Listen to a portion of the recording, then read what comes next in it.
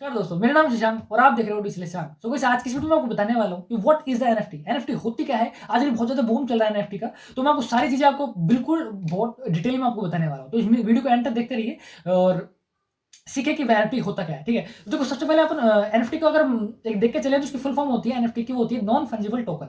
यानी कि ऐसी चीज़ें जो एक रिप्लेसेबल चीज़ होती है जिनको रिप्लेस कभी नहीं किया जा सकता। अगर अपन इसको एग्जांपल के तौर पर माने तो सपोज दैट श्याम के पास, जैसे अपन एक एग्जांपल लेके चलते हैं, ये श्याम के पास ₹100 हैं और सुरेश के पास ₹100, ठीक है? तो देखो, दोनों के पास वैल्यू वही है, ₹100 की, ₹100 की, ठीक है?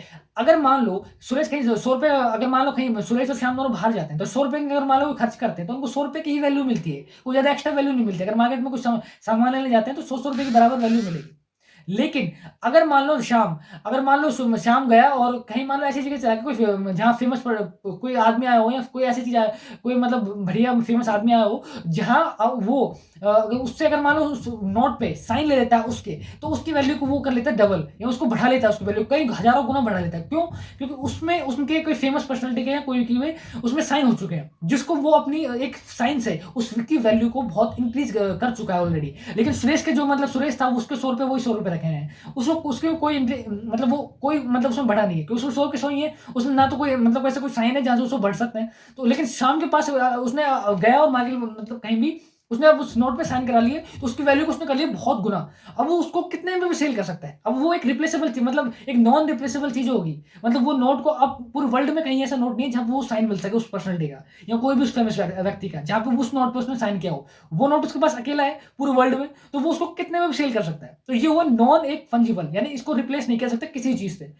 अब मान लो अगर ये नोट को अगर सुरेश, सॉरी श्याम, अगर वो उसको क्रिएट कर दे डिजिटल आर्ट में, या उसको डिजिटल फोटो में क्रिएट करके उसको डिजिटल मतलब उसको क्रिएट कर दे, तो वो एक कहलाएगा टोकन, यानी उसको डिजिटल अब सेल कर सकता है उसको। तो ये होगा ओवरऑल जो प्रोसेस आपको मैंने बताई है, वो ये हुआ कि अगर मान लो कोई भी चीजें, अगर मान लो कोई भी नॉन रिप्लेसेबल चीजें, कोई यूनिक चीजें को अगर आप डिजिटल में क्रिएट करके और उसको अगर सेल करें, तो वो एक एनएफटी।